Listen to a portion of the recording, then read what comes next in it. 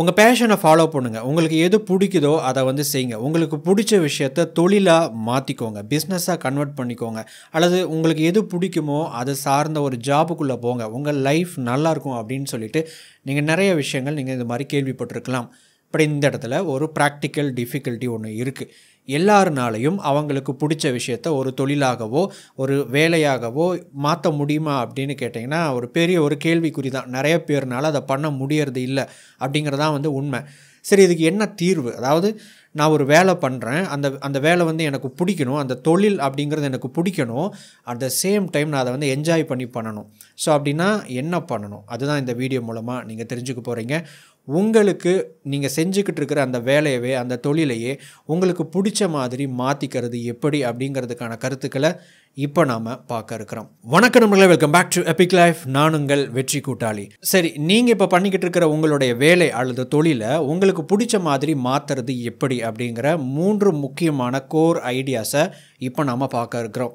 But அதுக்கு முன்னாடி ஒரு பேசிக்கான ஒரு விஷயம் உங்களுக்கு தேவைப்படுது. என்ன அப்படின்னா, எல்லா விஷயமே வந்து நேச்சுரலாக நடக்கணும். இப்போ வந்து ஒருத்தங்களுக்கு வந்து ஒரு விஷயம் பிடிக்கும். அது வந்து அவங்களுடைய பேஷன். அதை வந்து எப்படியோ அவங்களுடைய ஒரு தொழிலாக மாற்றிக்கிட்டாங்க. ஒரு பிஸ்னஸாக கன்வெர்ட் பண்ணிக்கிட்டாங்க. அல்லது அதை வந்து அதில் வந்து அவங்க ஃப்ரீலான்சிங்காக ஒர்க் பண்ணுறாங்க அப்படிங்கிற பட்சத்தில் நிச்சயமாக அவங்க லைஃப் வந்து நல்லா என்ஜாய் பண்ணி பண்ணுவாங்க. நல்லா இருக்கும். கஷ்டப்படுற மாதிரியான ஒரு சிச்சுவேஷன் வந்தால் கூட அந்த கஷ்டம் கூட ஒரு பெரிய அளவு நமக்கு வந்து கஷ்டம் அப்படின்னு தெரியாது. நவேல் ரவிகாந்த் ஒரு இடத்துல இப்படி சொல்லியிருக்கிறாரு. நீங்கள் வந்து உண்மையாகவே உங்கள் லைஃப்பை நீங்கள் என்ஜாய் பண்ணி வாழணும் அப்படின்னு நீங்கள் நினச்சிங்க அப்படின்னா, நீங்கள் பண்ணுற வேலை எப்படி இருக்குன்னா இப்படி இருக்கணும். எப்படி அது வந்து மற்றவங்களுக்கு ஒரு தொழில் மாதிரி ஒரு வேலை மாதிரி தெரியணும். ஆனால் உங்களுக்கு அது ஒரு விளையாட்டு மாதிரி தெரியணும். ஸோ அப்படின்னா நீங்கள் அதை என்ஜாய் பண்ணி பிடிச்சி சுவாரஸ்யமாக இன்ட்ரெஸ்டிங்காக நீங்கள் வந்து ஒரு கேம் மாதிரி நீங்கள் விளையாடும்போது அது வந்து ரொம்ப இன்ட்ரெஸ்டிங்காக நீங்கள் வந்து அதுலேருந்து நிறைய விஷயங்கள் லேர்ன் பண்ணிக்குவீங்க, கற்றுக்குவீங்க. நிறைய விஷயங்கள் அது உங்களுக்கு கிடைக்கும். நீங்கள் அதை என்ஜாய் பண்ணுவீங்க.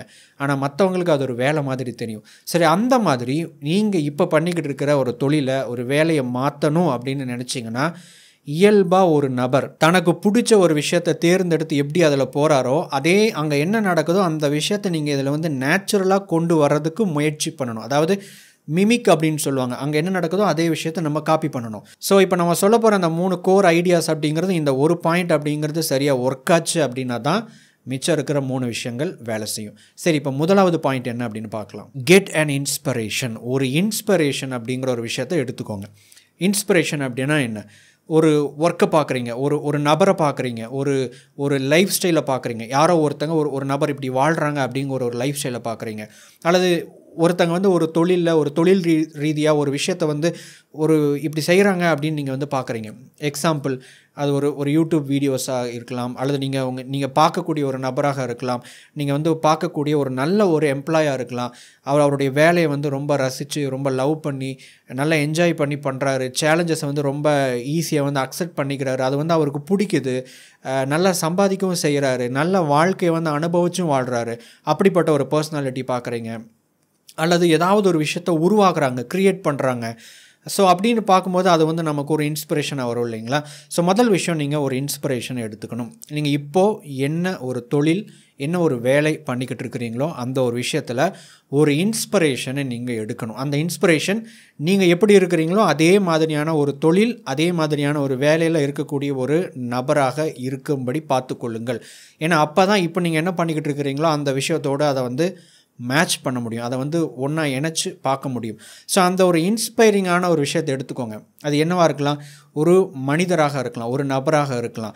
அப்படி இல்லைன்னா ஒரு பர்டிகுலர் ஒர்க்கில் ஒரு நபர் க்ரியேட் பண்ணக்கூடிய ஒரு விஷயமா இருக்கலாம், ஒரு ஒர்க்காக இருக்கலாம், ஒரு ப்ராஜெக்டாக இருக்கலாம். ஸோ அந்த விஷயத்தை வந்து இன்ஸ்பிரேஷனாக எடுத்துக்கோங்க. இன்ஸ்பிரேஷனாக எடுத்துக்கிறது அப்படிங்கிறது ரொம்ப சிம்பிளான ஒரு விஷயம் தான். அந்த நபரை நீங்கள் பார்க்குறீங்க, அதை வந்து நீங்கள் அப்சர்வ் பண்ணுறீங்க.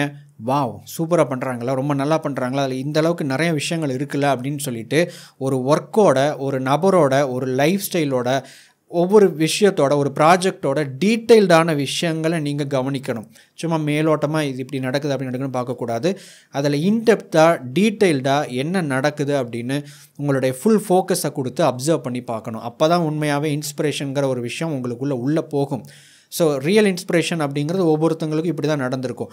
தன்னை அறியாமல் அவங்க வந்து வியந்து அப்சர்வ் பண்ணி பார்க்கும்போது அந்த ஒர்க்கு அல்லது ஒரு பர்டிகுலர் விஷயம் அவங்களுக்குள்ள இன்ஸ்பிரேஷனாக பதிவாகும். ஸோ அப்சர்வ் பண்ணுங்கள், ஃபோக்கஸ்டாக அப்சர்வ் பண்ணுங்கள். சரி, அப்சர்வ் பண்ணியாச்சு. ஒரு ஒரு ஒரு இன்ஸ்பிரேஷன் அப்படிங்கிற ஒரு விஷயத்தை நம்ம க்ரியேட் பண்ணியாச்சு. அதுக்கப்புறம் என்ன பண்ணோம் அப்படின்னா, அந்த ஒரு விஷயத்தில் நீங்கள் இப்போ இருக்கிறத விட நெக்ஸ்ட் ஸ்டேஜுக்கு, நெக்ஸ்ட் லெவலுக்கு நீங்கள் மூவ் ஆகணும். அது எப்படி பண்ணால் அந்த நிலையை அடையலாம் அப்படிங்கிற கருத்துக்கள் நம்ம இப்போ பார்க்க இருக்கிறோம். அதுக்கு முன்னாடி இன்னொரு புக் ரெக்கமெண்டேஷன். ஒரு படைப்பாளிக்கு இருக்கக்கூடிய பிரச்சனைகள், மிகப்பெரிய சவால்களை எப்படி வெற்றி கொள்வது எனும் கருத்தை கற்றுக்கொள்ள த வார் ஆஃப் ஆர்ட் எனும் புத்தகத்தை நான் ரெக்கமெண்ட் செய்கிறேன். இப்புத்தகத்தின் கருத்துக்களை குறைவான நேரத்தில் கற்றுக்கொள்ள குக்கு எஃப்எம் மூலம் இப்புத்தகத்தின் ஃபுல் புக் சம்மரியை தமிழில் கேளுங்கள். குக்கு எஃப்எம் பிளே ஸ்டோரில் 4.5 ஸ்டார் ரேட்டிங் வாங்கிய ஒரு app. 5000+ hours of audio content இருக்கிற தரமான ஆப். இதில் motivation, biography, self help, money, நாவல்ஸ்னு பல்வேறு ஜேர்னல்ஸ் அடங்கிய ஒரு ஆப் தான் குக்கு எஃப்எம். பல மொழிகளில் audio books and book summaries இருக்குது. முக்கியமாக நம்ம சுய முன்னேற்றம் சார்ந்த முக்கியமான புத்தகங்களோட புக் சம்மரிஸ் தமிழ் மொழியில் இருக்குது. இது ஒரு ப்ரீமியம் ஆப். நார்மலாக 399 ரூபா ஒரு வருஷத்துக்கான சப்ஸ்கிரிப்ஷன் சார்ஜ். நம்ம எபிக் லைஃப் பார்வையாளர்களுக்கு வெறும் 199 ரூபாய்க்கு ஒரு வருஷத்துக்கான ப்ரீமியம் கண்டென்ட்டை கேட்க முடியும். ELT50 அப்படிங்கிற கூப்பன் கோடை பயன்படுத்தும் முதல் 250 நபர்களுக்கு ஒரு வருஷத்துக்கான ப்ரீமியம் கண்டென்ட்டை 199 ரூபாயில் பெற முடியும். இந்த ஆப்பை டவுன்லோட் பண்ணுறதுக்கான லிங்க் கீழே டிஸ்கிரிப்ஷனில் கொடுத்துருக்கேன். கிளிக் பண்ணி டவுன்லோட் பண்ணுங்கள். ஒரு இன்ஸ்பிரேஷனை கண்டுபிடிச்சதுக்கப்புறம், அதை அப்சர்வ் பண்ணினதுக்கப்புறம், அதை உங்களுடைய மனசு ஏற்றுக்கிட்டதுக்கப்புறம் நீங்கள் செய்ய வேண்டிய ரெண்டாவது ஒரு விஷயம் என்ன அப்படின்னா, நீங்கள் வந்து எபோவ் ஆவரேஜாக இருக்கணும்.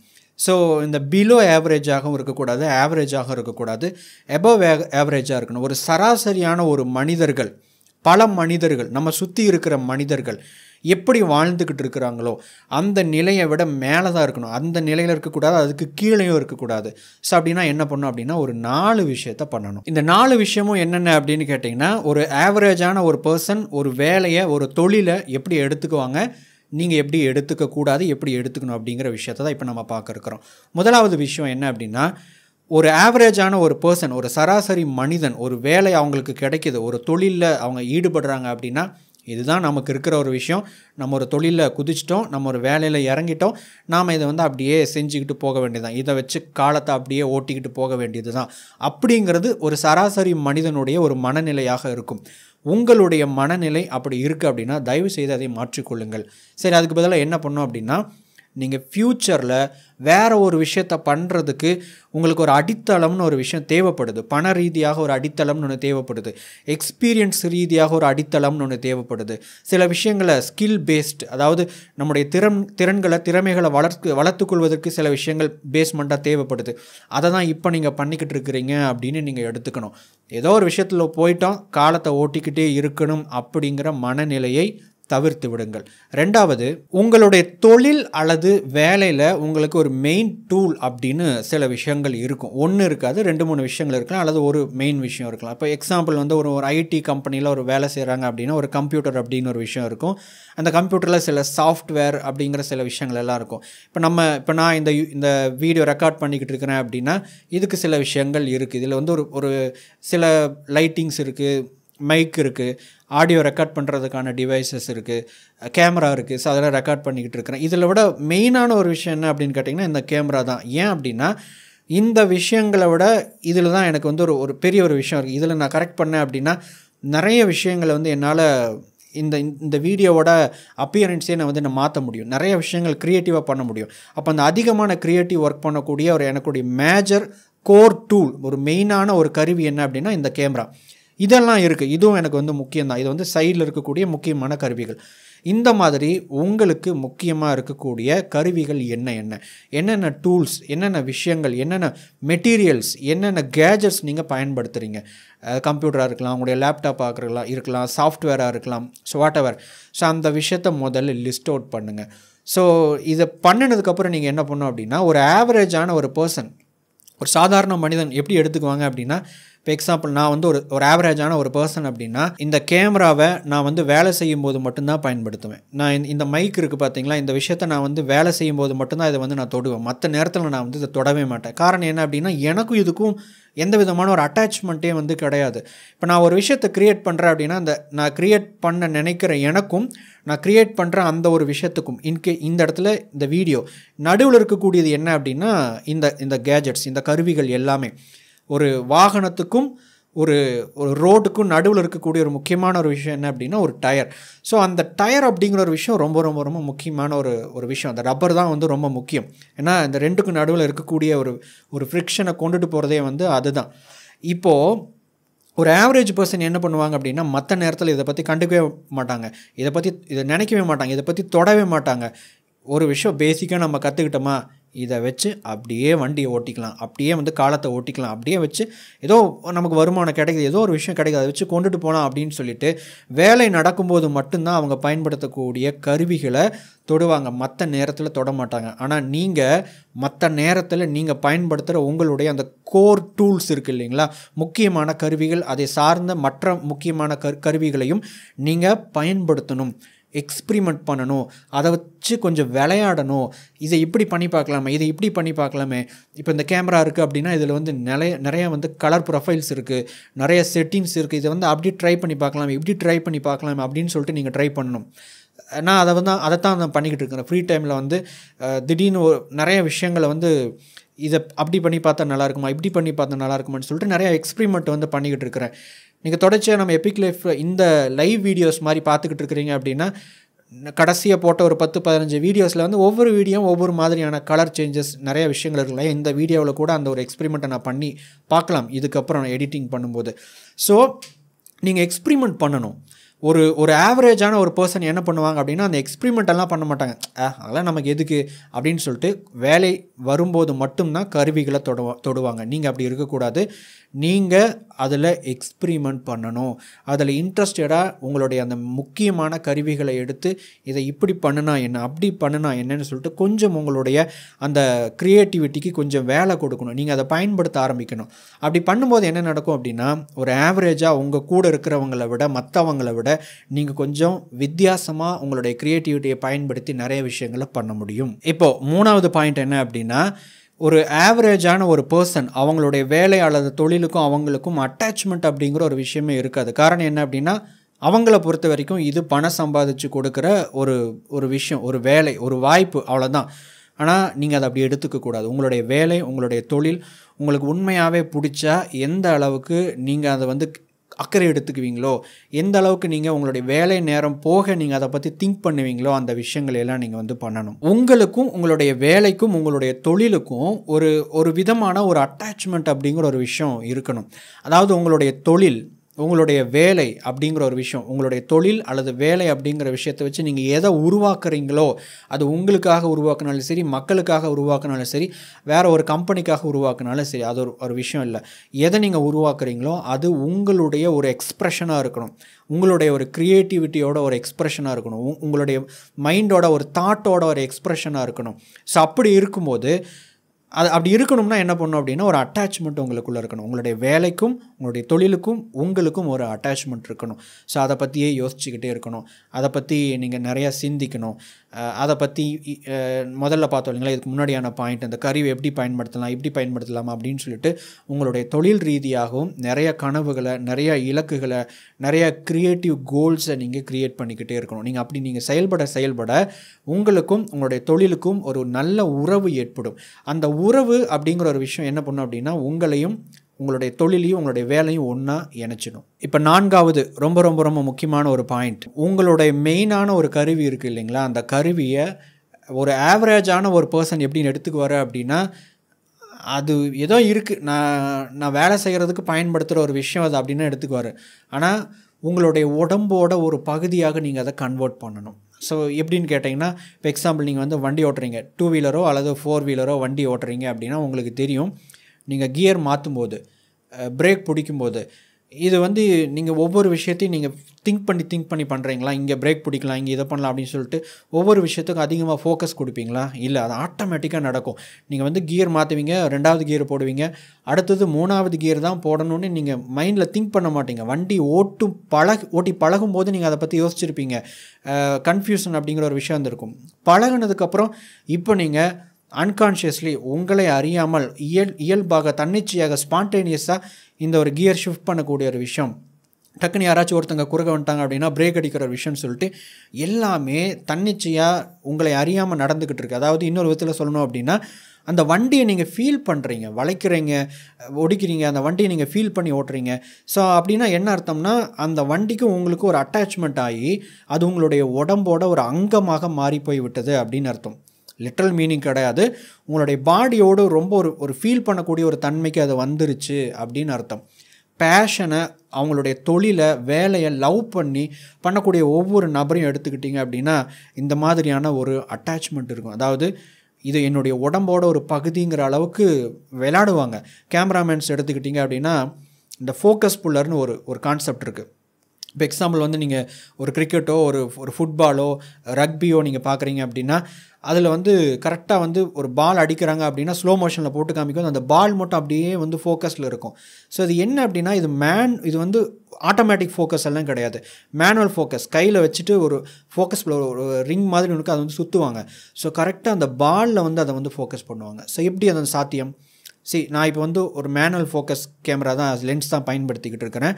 இதில் வந்து ஒரு நபரை ஃபோக்கஸ் பண்ணுறது வந்து ஆட்டோ ஃபோக்கஸை விட கொஞ்சம் கஷ்டமான ஒரு விஷயந்தான். ஸ்டில் நான் ஸ்டார்டிங்லேருந்து மேனுவல் ஃபோக்கஸ் தான் வந்து பயன்படுத்திக்கிட்டு இருக்கிறேன்.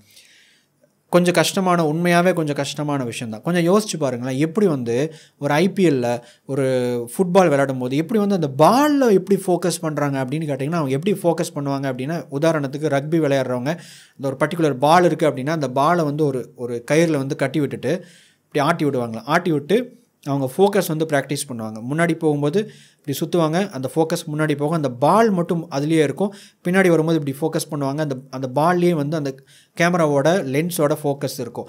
ஸோ அதை வந்து ப்ராக்டிஸ் பண்ணிக்கிட்டே இருப்பாங்களாம். ஸோ அப்படி பண்ணி என்ன ஆகும் அப்படின்னா அந்த ஒரு பர்டிகுலர் விஷயம் அப்படிங்கிறது வந்து அவங்களுடைய உடம்போட ஒரு பகுதியாக மாறிடும். எங்கே என்ன மாதிரி மூவ்மெண்ட் பண்ணணும்னு அவங்க யோசிக்க வேண்டியதில்லை, அது ஆட்டோமேட்டிக்காக நடக்கும். இப்போ நான் இங்கே இருக்கிறேன், டக்கு நீங்கள் ஒரு கொசு கடிக்குது, இங்கே அடிக்கணுங்கிற நான் வந்து பிளான் பண்ணி அடிக்கிறேன், இயல்பாக நடக்குது. அந்த மாதிரி ஒரு விஷயம் உங்களுடைய மெயின் கருவிக்கு நீங்கள் கொண்டுட்டு வரணும், நீங்கள் கன்வெர்ட் பண்ணணும்.